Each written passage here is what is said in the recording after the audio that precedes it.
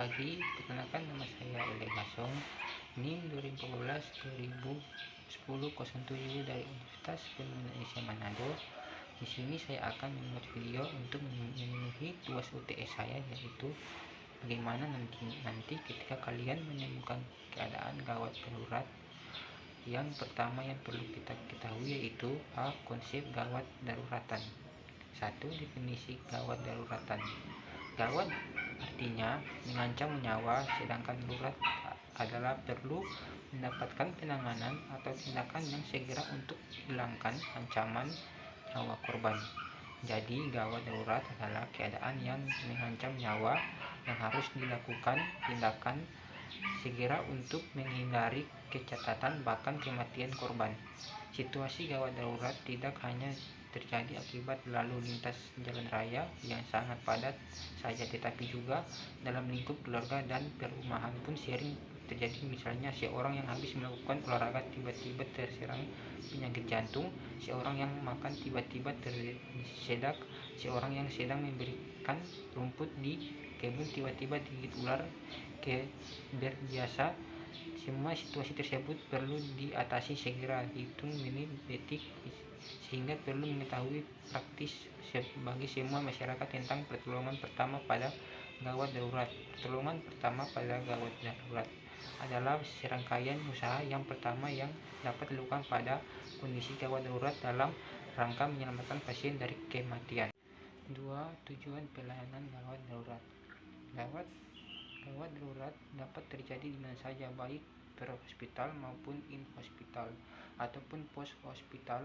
Oleh karena itu, tujuan dari pertolongan gawat darurat ada 3, yaitu pre-hospital. Tentang kondisi gawat darurat pada pre-hospital dapat dilakukan orang awam khusus ataupun petugas kesehatan diharapkan dapat melakukan tindakan penanganan berupa 1. Menyingkirkan benda-benda berbahaya di tempat kejadian yang berisiko menyebabkan jatuh korban lagi, misalnya pecah kaca yang masih menggantung dan lain-lain. 2. Melakukan triase atau memilih dan menentukan kondisi gawat darurat serta memberikan pertolongan pertama sebelum petugas kesehatan yang lebih ahli datang untuk membantu. 3. Melakukan fiksasi atau stabilisasi sementara. 4. Melakukan evakuasi, yaitu korban dipindahkan ke tempat yang lebih aman atau dikirim ke pelayanan kesehatan yang sesuai kondisi korban. 5.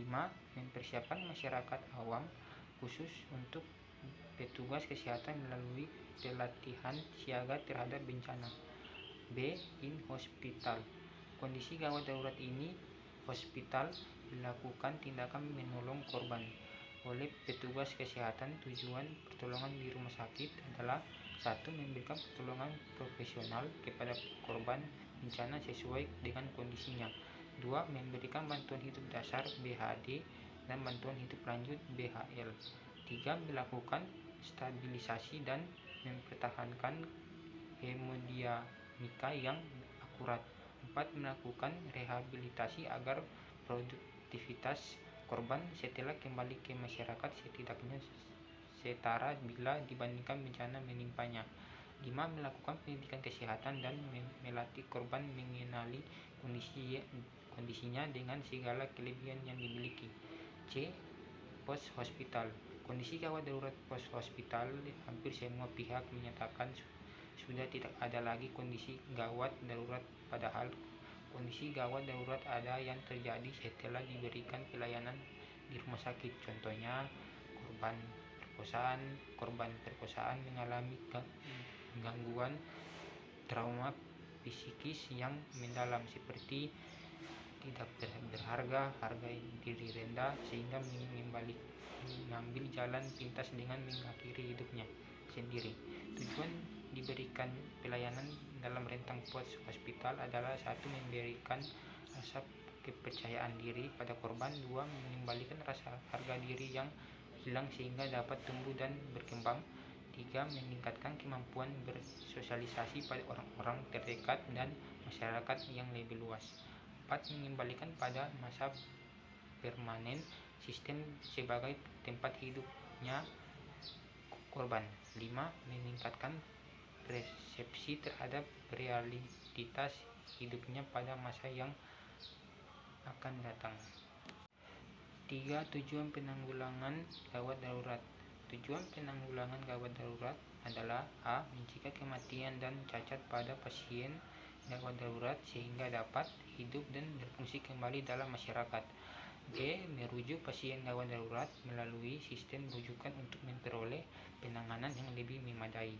3. Penanggulangan korban bencana penolongan harus mengetahui penyebab kematian agar dapat mencegah kematian. Berikut ini penyebab kematian antara lain: A. Mati dalam waktu singkat 4-6 menit.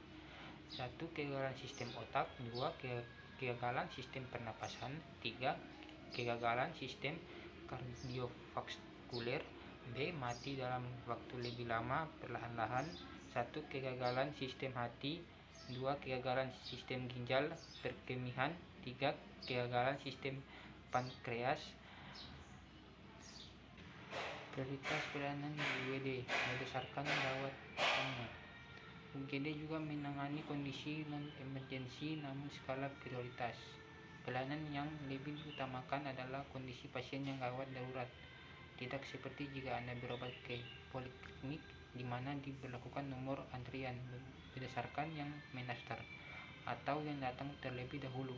UGD memperlakukan sistem penanganan prioritas berdasarkan tingkat kedaruratan kondisi pasien, yakni kategori 1 harus segera ditolong. Orang yang membutuhkan perawatan segera dan harus ditangani tim medis paling lambat 2 menit setelah tiba di UGD dikategorikan sebagai pasien dengan kondisi kritis yang mengancam nyawa, misalnya pada pasien henti jantung, henti napas, dan koma. Kategori 2 gawat. Pasien dengan kondisi kritis dan sangat kesakitan, misalnya pasien dengan nyeri dada berat, kesulitan bernapas, atau patah tulang yang parah dan kejang. Kondisi ini masuk dalam kategori darurat atau memiliki kondisi yang mengancam nyawa, yakni pasien yang membutuhkan perawatan segera setidaknya dalam waktu 10 menit setelah tiba di UGD. Kategori 3 berpotensi mengalami pemburukan.